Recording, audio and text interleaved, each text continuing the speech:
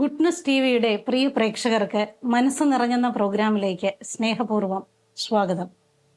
ഇന്ന് ഞങ്ങൾ പരിചയപ്പെടുത്തുന്നത് കരകൗശല വിദഗ്ധനും ഗായകനുമായ മെബിഷ് കണ്ണമാലിയാണ്. അദ്ദേഹത്തിൻ്റെ ജീവിത അനുഭവങ്ങൾ നമുക്ക് ഈ പ്രോഗ്രാമിലൂടെ അടുത്തറിയാം. ഒരിക്കൽ കൂടി എല്ലാവർക്കും ഈ പ്രോഗ്രാമിലേക്ക് സ്വാഗതം.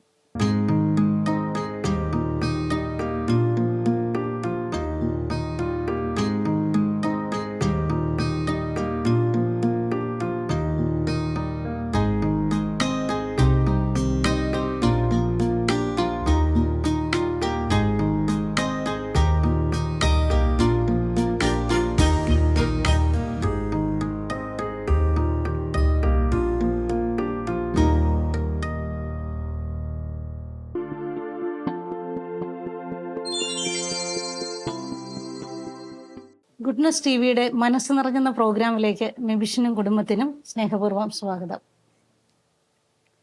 മെബിഷിൻ്റെ ബാല്യകാലം ഒന്ന് ഓർത്ത് പറയാമോ? ഞാൻ പഠിച്ചതൊക്കെ എല്ലാം കണ്ണമാലി തന്നെയാണ്, കണ്ണമാലി സ്കൂളിൽ തന്നെയാണ്. അപ്പം ഇത് അപ്പച്ചനും അമ്മച്ചിയും പിന്നെ പെങ്ങളും അതായിരുന്നു എൻ്റെ ഒരു കുടുംബം. അപ്പം ആ സമയത്തെന്ന് പറഞ്ഞിട്ടുണ്ടെങ്കിൽ വരക്കുമായിരുന്നു, വേറെ ഒന്നും തന്നെ അങ്ങനെ ചെയ്യില്ലായിരുന്നു. പക്ഷെ എപ്പോഴും നമ്മൾ പിന്നോട്ട് നിൽക്കുന്ന ഒരു കൂട്ടത്തിലുള്ള ഒരാളായിരുന്നു. എല്ലാത്തിൽ നിന്നും പിൻവലിഞ്ഞ് നിൽക്കുന്ന കൂട്ടുകാരുടെയൊക്കെ ആ ഒരു ഇതുകൊണ്ടായിരുന്നു നമ്മൾ വരയിലായിട്ടൊക്കെ വരുന്നത്. അങ്ങനെ ശരിക്കും ബാല്യകാലത്തിൽ ഇങ്ങനെ നമ്മുടെ ആർട്ട്പരമായിട്ടുള്ള കാര്യങ്ങളൊക്കെ കുറവായിരുന്നു. പിന്നീട് ഇങ്ങോട്ട് വരുന്തോറുമാണ് നമ്മൾ ഓരോ കാര്യങ്ങളൊക്കെ ചെയ്തു തുടങ്ങിയത്. ഞാൻ ആദ്യമായിട്ട് ചെയ്തതെന്ന് വെച്ചിട്ടുണ്ടെങ്കിൽ ഈർക്കിലും തീപ്പെട്ടിക്കുള്ളിയൊക്കെ കൊണ്ടൊരു വീട് ചെയ്തിട്ടുണ്ട്. അത് ഞാൻ 10ാം ക്ലാസ്സിൽ പഠിക്കുന്ന സമയത്താണ്. അതിപ്പോഴും അത് സൂക്ഷിച്ചു വെച്ചിട്ടുണ്ട്. അതൊക്കെയായിരുന്നു എൻ്റെ തുടക്കം. അത് വീട്ടിൽ ആർക്കെങ്കിലും ഇത്തരം കഴിവുകൾ ഉണ്ടായിരുന്നോ? ഇല്ല, വീട്ടില് അങ്ങനെ കഴിവുകൾ അങ്ങനെ ഇല്ലായിരുന്നു, കുറവായിരുന്നു. അങ്ങനെയുള്ള കൂടുതലും നമ്മൾ തന്നെയായിരുന്നു ചെയ്തോണ്ടിരുന്ന വെച്ചത്. അപ്പോഴും അവർ പ്രോത്സാഹിപ്പിക്കുമായിരുന്നു നല്ല രീതിയിൽ. അപ്പോൾ സംഗീതം ആ കാലത്ത് എങ്ങനെയാണ്? ദേവാലയ സംഗീതത്തിൽ ശുശ്രൂഷയിലൊക്കെ വന്നത് ഈ ബാല്യകാലത്തൊക്കെ തന്നെയാണോ? സ്കൂളിൽ പഠിക്കുന്ന കാലത്താണോ? ഇല്ലില്ല, അപ്പോഴൊക്കെ ഒന്നും അതിനോടൊക്കെ ഒന്നും അത്ര വലിയ ഇതില്ലായിരുന്നു. പിന്നെ ഒരു 13 വർഷം മുപ്പാട് എനിക്കൊരു അപകടം പറ്റിയിരുന്നു. ഇങ്ങനെ ഒരു പണിസ്ഥലത്ത് വെച്ച് അപകടം പറ്റിയിട്ട് നടുവിങ്ങനെ എസ് മോഡല് വളഞ്ഞു പോയായിരുന്നു. അപ്പം അതിങ്ങനെ കൂടുതലും പ്രാർത്ഥനയ്ക്ക് പോയപ്പോഴാണ് അത് അവർ ഇതിൽ മാറി കിട്ടിയത്. അപ്പോഴാണ് നമ്മൾ ഈശോയ്ക്ക് വേണ്ടി എന്തെങ്കിലുമൊക്കെ ചെയ്യണം എന്നുള്ളൊരു തോന്നലുകളൊക്കെ വന്നത്.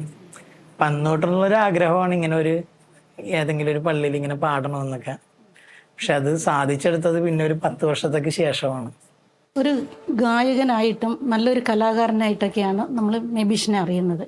എന്നാൽ മെബിഷിൻ്റെ ജീവിതത്തിൽ പ്രാർത്ഥനയോട്, അതായത് സ്വന്തം വീട്ടിലെ ഒരു മധ്യസ്ഥ പ്രാർത്ഥനയ്ക്ക് വേണ്ടി ഒരു റൂം തന്നെ സജ്ജീകരിച്ചിരിക്കുന്ന ഒരു വ്യക്തി എന്ന നിലയിലും പ്രെയർ ഗ്രൂപ്പിലെ ഒരു അംഗം എന്ന നിലയിലും ഇതിനെക്കുറിച്ച് എന്താണ് പറയാനുള്ളത്? ഞങ്ങൾക്ക് ശരിക്കും പറഞ്ഞിട്ടുണ്ടെങ്കിൽ ഇപ്പോൾ ഒരു പ്രെയർ ഗ്രൂപ്പ് ഉണ്ട്. ഇപ്പം നമ്മുടെ ഇവിടെ അസീസിയുടെ ഒരു ആശ്രമമുണ്ട്, ഒരു അഗതി മന്ദിരമുണ്ട്. അപ്പോൾ അവിടെയൊക്കെ ഇപ്പം മാസത്തിൽ വെള്ളിയാഴ്ച പാടൊക്കെ ഞങ്ങളവിടെ പ്രെയറൊക്കെ ചെയ്യാറുള്ളതാണ്. പിന്നെ അതുകൂടാണ്ട് ഞാനിപ്പോൾ പോകുന്നൊരു പള്ളിയിൽ, അതായത് കുർബാനക്ക് കൊയർ ചെയ്യുന്നൊരു പള്ളിയിൽ വൈകുന്നേരം ഞായറാഴ്ച 4 മണി തൊട്ട് 6 മണി വരെ അങ്ങനെ ഒരു പ്രെയറുണ്ട്. പിന്നെ അത് കൂടാണ്ട് ഇപ്പോൾ തിങ്കളാഴ്ച പാട് ഞങ്ങളുടെ ഒരു ബ്രദറിൻ്റെ വീട്ടിൽ തന്നെ തിങ്കളാഴ്ച പാട് ഒരു പ്രെയറുണ്ട്. അങ്ങനെ അപ്പം അങ്ങനെ ഒരു അത്യാവശ്യം നല്ല രീതിയിലുള്ളൊരു പ്രെയർ ഗ്രൂപ്പ് തന്നെ ഉണ്ട് ഇപ്പം. കൂടുതലും എല്ലാവരും പ്രായം ചെന്ന ആൾക്കാരാണ് എല്ലാവരും തന്നെ ഉള്ളത്. കൂട്ടത്തിൽ ഞാനാണ് കുഞ്ഞ് അതിലേ. അപ്പം ബാക്കിയുള്ള പ്രവർത്തനങ്ങൾക്ക് പ്രാർത്ഥന തരുന്ന ശക്തി എത്ര വലുതാണ്? എങ്ങനെ അനുഭവിക്കുന്നത് അതൊക്കെ? ശരിക്കും പറഞ്ഞാൽ ഒത്തിരി വലുതാണത്. കാര്യം എന്ന് വെച്ചിട്ടുണ്ടെങ്കിൽ എൻ്റെ ജീവിതത്തിൽ ആദ്യം ഒരു 13 വർഷം മുപ്പാട് ഇത് അങ്ങനെ അത്ര വിശ്വാസം അത്ര തീരെ ഇല്ലായിരുന്നു എന്ന് തന്നെ പറയാം. പിന്നെ നമുക്ക് ആ ഒരു പ്രെയറിൽ ഇങ്ങനെ ആ നടുവിൻ്റെ ഇതിലൊരു സൗഖ്യം കിട്ടിയതിൻ്റെ ഇതിലാണ് നമ്മൾ പിന്നെ ഈ ഒരു സ്പിരിറ്റിലായിട്ട് വന്നത്. അപ്പം അത് കഴിഞ്ഞിട്ട് പിന്നെ എല്ലാ കാര്യങ്ങളും നമ്മൾ ചെയ്യുന്ന കാര്യങ്ങളൊക്കെ എല്ലാം തന്നെ സക്സസ് ആയി വരികയാണ് ചെയ്യുകയുണ്ടായിരുന്നത്. അപ്പം അന്നത്തെ ഒരു വീഴ്ചയിൽ നമ്മൾ കൂടുതലും ദൈവമായിട്ട് കൂടുതൽ അടുത്ത്. പിന്നെ അതിനുശേഷം ഇതേപോലെ തന്നെ ഒരു ചെറിയൊരു അപകടം ഒരു 3 വർഷത്തേക്ക് മുപ്പാടുണ്ടായിരുന്നു. അപ്പം അതിൽ നമുക്ക് കിട്ടിയ ഒരു ഇതെന്ന് വെച്ചിട്ടുണ്ടെങ്കിൽ ഇപ്പം കലാപരമായിട്ട് നമുക്ക് ഈ ഒരു കാര്യങ്ങളൊക്കെ നമുക്ക് ചെയ്യാൻ പറ്റുമെന്ന് നമുക്ക് കണ്ടെത്താൻ സാധിച്ചു ഇപ്പം.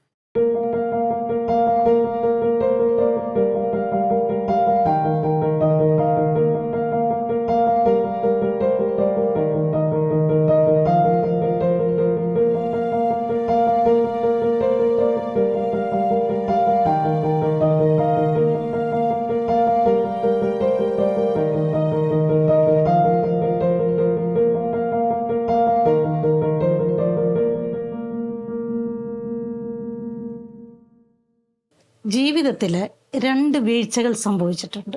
ഈ വീഴ്ചകളിൽ നിന്നും ഉണ്ടായ ദൈവാനുഭവം അറിഞ്ഞത്. അതുപോലെ തന്നെയാണ് നമ്മൾ പഠിക്കുന്ന ഒരു പാഠമുണ്ട്. എല്ലാ വീഴ്ചകളും നമുക്ക് തരുന്ന ഒരു പാഠമുണ്ട്. എന്താണ് ജീവിതത്തിൽ പഠിച്ച ഒരു പാഠം? 13 വർഷം പാടായിരുന്നു ഇങ്ങനെ ഒരു വീഴ്ച സംഭവിക്കണത്. ഒരു 1.5 നില മേളിൽ നിന്നാണ് വീണത്. അപ്പം നടുവിനാണ് കംപ്ലൈൻറ്റ് സംഭവിച്ചത്. അതിനുശേഷം പിന്നീട് കുറേ ഹോസ്പിറ്റലിലൊക്കെ കൊണ്ടുപോയായിരുന്നു. അപ്പോൾ അലോപ്പതിയിൽ കാണിച്ചു കഴിഞ്ഞപ്പോൾ ഓപ്പറേഷൻ വേണമെന്നാണ് പറഞ്ഞത്. പിന്നെ ആയുർവേദത്തിലാണ് നോക്കിയത്. അപ്പോൾ ആയുർവേദത്തിൽ നോക്കിക്കഴിഞ്ഞപ്പോൾ അവർ പറഞ്ഞത് 1.5 മാസം കൊണ്ട് അസുഖം മാറ്റിത്തരാം, പക്ഷേ 20 കിലോത്തിൻ്റെ മേളിൽ, അതിനുശേഷം 20 കിലോത്തിൻ്റെ മേളിൽ ഷോൾഡറിൻ്റെ മേളിൽ പൊക്കാൻ പാടില്ല. ഇപ്പോൾ പോകുന്ന വർക്ക് എന്താണെന്ന് ചോദിച്ചപ്പോൾ ടൈൽസിൻ്റെ വർക്കാണെന്ന്. അപ്പോൾ ആ വർക്കിന് പോകാൻ പാടില്ല, ബൈക്ക് ഉപയോഗിക്കരുത്. ഇങ്ങനെയാണെങ്കിൽ ആ അസുഖം മാറ്റിത്തരാം, പിന്നെ അത് എപ്പോൾ വേണമെങ്കിലും അസുഖം പിന്നീട് വരാൻ സാധ്യത ഉണ്ട്, അത് തൻ്റെ ശ്രദ്ധ പോലെ ഇരിക്കുന്നതാണ്. അപ്പം ഞാൻ ചിന്തിച്ചു കഴിഞ്ഞപ്പോൾ പെട്ടെന്നൊരു 10-75 വയസ്സുള്ള ഒരാളുടെ ഒരു പ്രായത്തിലേക്ക് പോകുന്ന ഒരു രീതിയിലായിരുന്നു. അപ്പം ഞാനിങ്ങനെ ഓർത്തത് എന്ത് ചെയ്യുമെന്ന്. അപ്പം എൻ്റെ മനസ്സ് പറയണ്ടായിരുന്നു അവിടെ നിന്ന് എന്തായാലും തൽക്കാലം പോകാനായിട്ട് പറയുന്നുണ്ടായിരുന്നു. അങ്ങനെ ഞാൻ ഇപ്പോൾ ഡോക്ടറിനോട് പറഞ്ഞു, ഡോക്ടർ എന്തായാലും അന്നൊരു ശനിയാഴ്ച ആയിരുന്നു. ഞാൻ പിന്നെ എന്തായാലും ഞായറാഴ്ച കഴിഞ്ഞ് തിങ്കളാഴ്ച ഒന്ന് ഞാൻ അഡ്മിറ്റ് ആകുന്നതാണ്. അങ്ങനെ അവിടെ നിന്ന് പോന്നു കഴിഞ്ഞിട്ട് വീട്ടിൽ വന്നു കഴിഞ്ഞിട്ട് അന്നും എനിക്ക് ഉറങ്ങാൻ പറ്റിയില്ല. ഞായറാഴ്ച രാവിലെ ആയി കഴിഞ്ഞപ്പോൾ ഞാൻ അപ്പച്ചനോട് പറഞ്ഞു, അങ്ങനെയാണെങ്കിൽ നമുക്ക് അഡ്മിറ്റ് ആകാം, എനിക്ക് തീരെ വയ്യെന്ന് പറഞ്ഞു.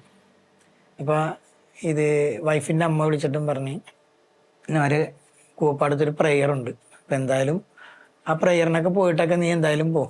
അപ്പോൾ ചിലപ്പോൾ ഈ 1.5 മാസം കൊണ്ട് അസുഖം മാറുമെന്ന് പറഞ്ഞാൽ ചിലപ്പോൾ ഒരു 1.5 ആഴ്ച കൊണ്ട് മാറാം. ദൈവത്തിന് സഹായിക്കാത്ത ഒന്നുമില്ല. ചിലപ്പോൾ നീ ഒരു 10-75,000 രൂപ ആ ഒരു അസുഖത്തിന് വേണ്ടി ഉദ്ദേശിച്ചിട്ടുണ്ടെങ്കിൽ ചിലപ്പോൾ ഒരു 10-25 രൂപയിൽ തീരും. അപ്പം അതുകൊണ്ട് നീ ഒന്ന് എന്തായാലും അവിടെ വരെ വന്നിട്ട് പോകുന്നു. അങ്ങനെ വൈഫിൻ്റെ അമ്മച്ചിയുടെയും പിന്നെ എൻ്റെ അമ്മച്ചിയുടെയൊക്കെ നിർബന്ധപ്രകാരമാണ് ഞാൻ അങ്ങനെ ആ പ്രെയറിന് പോണത്. പക്ഷെ പ്രെയറിന് ചെന്ന് കഴിഞ്ഞപ്പോൾ അവിടെ ആരാധനയുടെ സമയത്ത് വലിയൊരു അത്ഭുതമാണ് ഉണ്ടായത്. കാര്യം എന്ന് വെച്ചാൽ ആ വളഞ്ഞിരുന്ന് വെച്ച നടുവ് ശരിക്കും പറഞ്ഞാൽ സ്റ്റഡിയായി. അങ്ങനെ സ്റ്റഡിയായി കഴിഞ്ഞപ്പോൾ ഞാൻ ബ്രദറിനോട് പറയുകയും ചെയ്തു, ഞാൻ ഇന്നമാരൊരു അനുഭവത്തിലൂടെ വന്ന ഒരാളാണ്, അപ്പം എനിക്കിപ്പോൾ ആ ഒരു ബുദ്ധിമുട്ട് തോന്നുന്നില്ലെന്നാണ്. അപ്പം എന്തായാലും നാളെ ഞാൻ അഡ്മിറ്റ് ആകാൻ പോണേണ് എന്ന് പറഞ്ഞു കഴിഞ്ഞപ്പോൾ ബ്രദർ തലയൊക്കെ വെച്ച് പ്രാർത്ഥിച്ചിട്ട് പറഞ്ഞു, ഇനി നിനക്ക് അങ്ങനെ ഒരു അസുഖം ഉണ്ടായിരുന്നോന്ന് ചോദിച്ചു. ഞാൻ ഉണ്ടായിരുന്നു, എനിക്ക് നിൽക്കാൻ കൂടി പോലും പറ്റാതെന്നാണ് ഞാൻ വന്നതെന്ന് പറഞ്ഞു. അപ്പം ഇനി ഞങ്ങൾ പ്രാർത്ഥിക്കണമെന്നില്ല, നീ പ്രാർത്ഥിച്ചാൽ മതി. അപ്പം നീ ഇതുപോലെയുള്ള എന്ന് വെച്ചിട്ടുണ്ടെങ്കിൽ ആ അസുഖം പൂർണ്ണമായിട്ടും ദൈവം സൗഖ്യപ്പെടുത്തുക എന്നാണ് പറയുന്നതെന്ന് പറഞ്ഞു.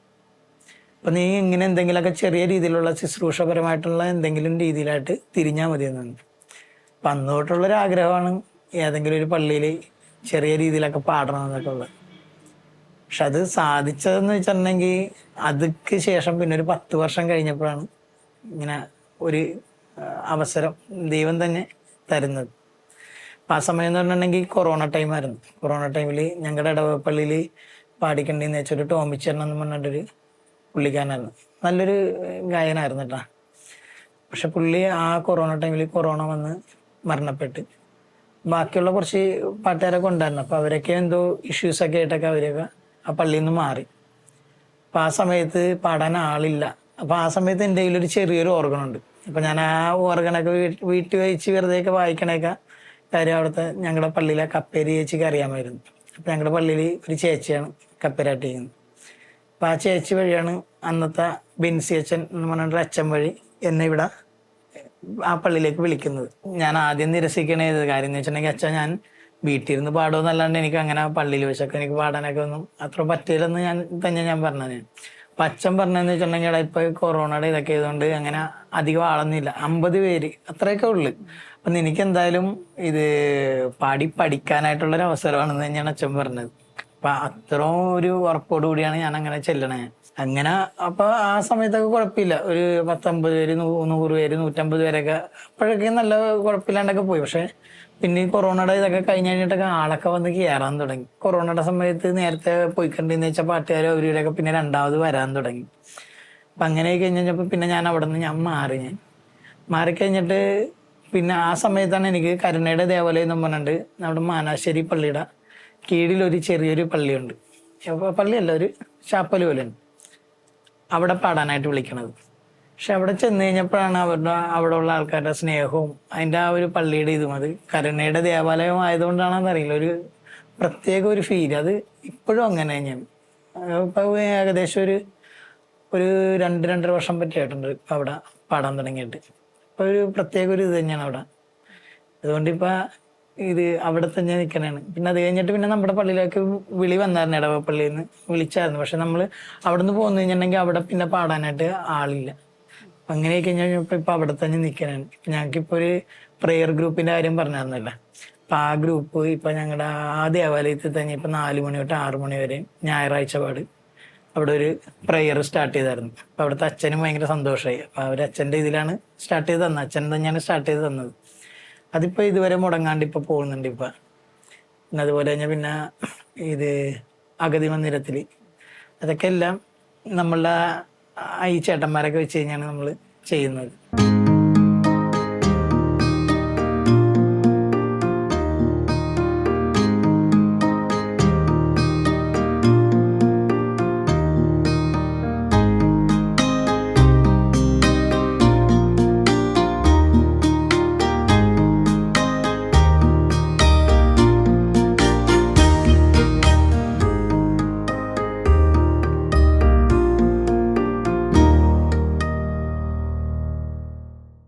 ആദ്യത്തെ വീഴ്ചയിലെ കാര്യങ്ങളൊക്കെ ഇപ്പം നിബീഷ് പറഞ്ഞു.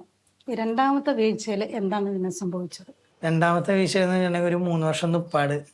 അത് ഞാൻ വീടിൻ്റെ മുമ്പ് വെച്ച് ഞാൻ വീണത്. വീടിന് മൂട്ടലിന് ചതവ് പറ്റിയതിന് ശേഷം ചികിത്സയിലായിരുന്നു. അപ്പോൾ ഞാൻ ടൈൽസിൻ്റെ വർക്കാണ് ചെയ്തിട്ടുണ്ടെന്ന് വെച്ചത്. അപ്പോൾ ചികിത്സയിലായിരുന്ന സമയത്ത് എന്ന് വെച്ചിട്ടുണ്ടെങ്കിൽ ആദ്യം ഒരു 3 മാസം പറ്റി ഇതൊന്നും ശ്രദ്ധിക്കാണ്ട് ഞാൻ വർക്കിന് കഴിഞ്ഞ് നടന്നു. അപ്പോൾ വർക്ക് അത്ര തിരക്കായിരുന്നു. അത് കഴിഞ്ഞ് പിന്നെ ബൈക്കിൽ പോലും കയറാൻ പറ്റാത്തൊരവസ്ഥ വന്നു. അങ്ങനെയാണ് ചികിത്സയിലായിട്ട് വന്നത്. അങ്ങനെ ചികിത്സ തുടങ്ങിക്കഴിഞ്ഞ് ഇപ്പോൾ കുറേ റെസ്റ്റിൻ ടൈം കിട്ടിയായിരുന്നു. അപ്പോൾ ആ റെസ്റ്റിൻ ടൈമിന് ഞാൻ കുറേ വർക്കുകൾ നേരത്തെ ചെയ്തിട്ടുണ്ടായിരുന്നു. അതിൻ്റെ കൂട്ടത്തിൽ നമ്മൾ വെറുതെ സമയം കളയണ്ടല്ലോ എന്ന് വെച്ചിട്ടുണ്ട് ഓരോ വർക്കുകൾ ഇങ്ങനെ ചെയ്യാൻ തുടങ്ങി. അപ്പോൾ എനിക്ക് ഈ എറണാകുളത്തുള്ള ഒരു ഷോപ്പിൽ നിന്ന്, ശില്പകല എന്ന് പറഞ്ഞ ഒരു ഷോപ്പിൽ നിന്നൊക്കെ നമ്മുടെ ഷിപ്പിൻ്റെ ഓർഡറൊക്കെ വന്നു തുടങ്ങി. അപ്പോൾ അപ്പച്ചനാണ് പറഞ്ഞത്, അങ്ങനെയാണെങ്കിൽ പിന്നെ നീ എന്തിനാണ് ടൈൽസിൻ്റെ വർക്കിൻ്റെ ഇത് നോക്കണത്, എനിക്ക് ഈ ഒരു കാര്യത്തിലായിട്ട് നോക്കാൻ പറ്റില്ലെന്നാണ്.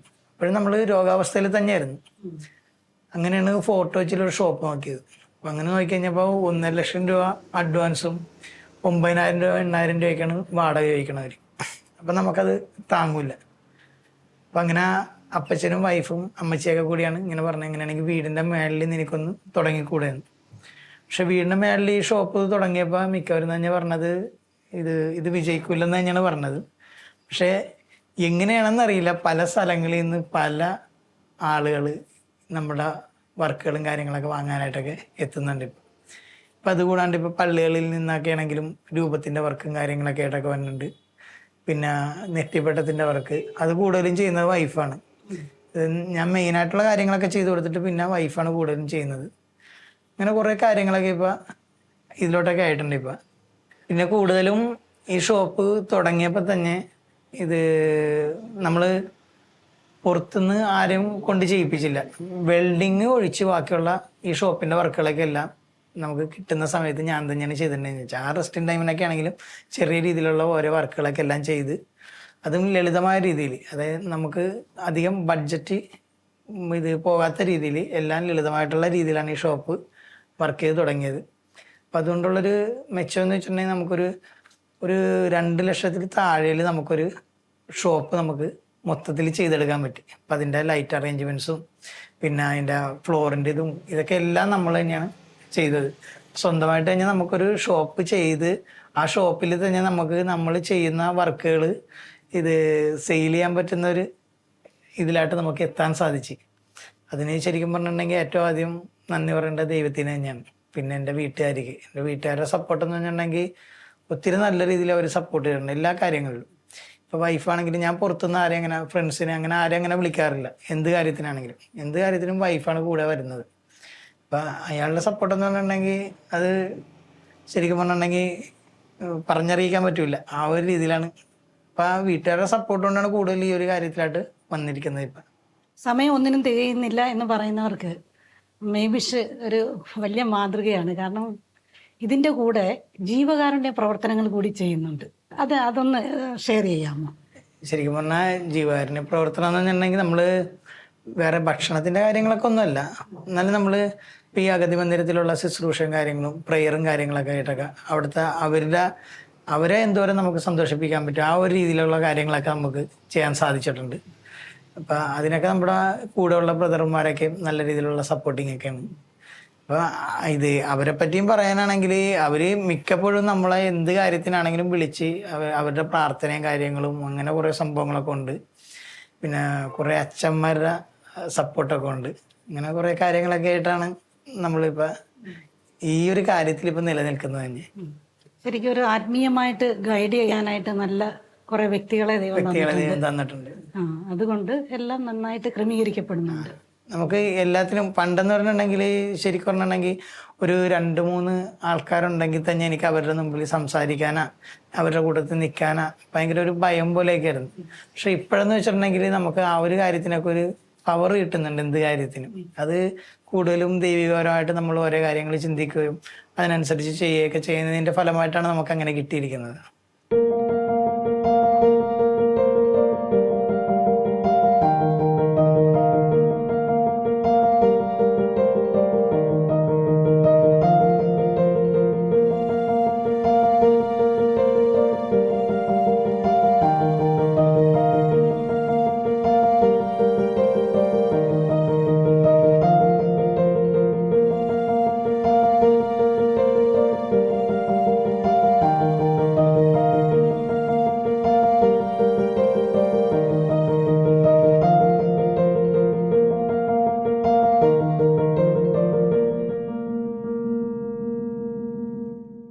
മേബിഷിന്റെ കുടുംബത്തെ ഒന്ന് പരിചയപ്പെടുത്താമോ?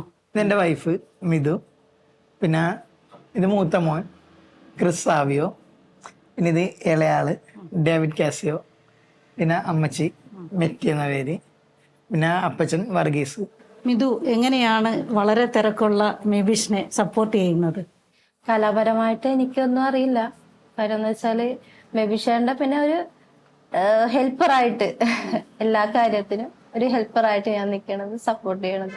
കൂടുതലും വീട്ടുകാരുടെ ആ ഒരു സപ്പോർട്ട് ഉള്ളത് കൊണ്ടാണ് മേബിഷേട്ട ഇത്രയും ഒരു രീതിയിൽ എത്തിപ്പെടാൻ വേണ്ടി പറ്റിയത്. ഞങ്ങൾക്ക് പറ്റണ രീതിയിൽ ഞങ്ങൾ സപ്പോർട്ട് ചെയ്യുന്നുണ്ട്. പറഞ്ഞോ, ചേർത്ത് പറഞ്ഞോ സ്റ്റുഡിയോയുടെ കാര്യം. സെയിലും കാര്യങ്ങളൊക്കെയാണ് കൂടുതലും വീട്ടിൽ ഇരുന്നുള്ള വർക്കും കാര്യങ്ങളൊക്കെയാണല്ലോ. ഇപ്പൊ സെയിലിങ്ങിന്റെ ആണെങ്കിലും കസ്റ്റമർ വരാൻ നേരത്ത് അത് ഞങ്ങൾ ഡീൽ ചെയ്യും. കാരണം വെച്ചാൽ ഞങ്ങളിപ്പോ ഞാനും അമ്മച്ചിയൊക്കെ ഉണ്ടല്ലോ, അപ്പൊ എനിക്ക് എന്തെങ്കിലും ഒരു അത്യാവശ്യം ഉണ്ട് പോകാൻ നേരത്ത് അമ്മച്ചി അത് നോക്കിക്കോളും. സ്റ്റിച്ച് ചെയ്യണ്ടേ. മേബിഷിന് തൻ്റെ ജീവിതത്തിൽ ദൈവം തന്ന എല്ലാ കഴിവുകളെയും ഇപ്പോൾ ഒത്തിരി വളർത്താൻ സാധിച്ചു ഇല്ലേ? അതുപോലെ തന്നെ അതിലൊക്കെ ജീവിതത്തിന് ഒരു വരുമാനം കൂടി കണ്ടെത്താൻ ദൈവം സഹായിച്ചു. ആദ്യം ദൈവത്തിന് നന്ദി പറയുന്നു. അതോടൊപ്പം നിങ്ങളുടെ വിലയേറിയ സമയം ഞങ്ങളോടൊപ്പം ചിലവഴിച്ചതിന് നിങ്ങൾക്കും നന്ദി പറയുന്നു. നാം ഈ സമയം ഇത്രയും മേബിഷിനെ ശ്രവിക്കുകയായിരുന്നു. അദ്ദേഹത്തിൻ്റെ ജീവിതത്തിൻ്റെ വിജയരഹസ്യം ശക്തമായ പ്രാർത്ഥനയുടെ പിൻബലവും അധ്വാനവുമാണ്. ഇതെല്ലാവർക്കും ഒരു പ്രചോദനമാകട്ടെ. മറ്റൊരു വ്യക്തിയുടെ വിശേഷവുമായി അടുത്ത എപ്പിസോഡിൽ നമുക്ക് കണ്ടുമുട്ടാം. നന്ദി, നമസ്കാരം.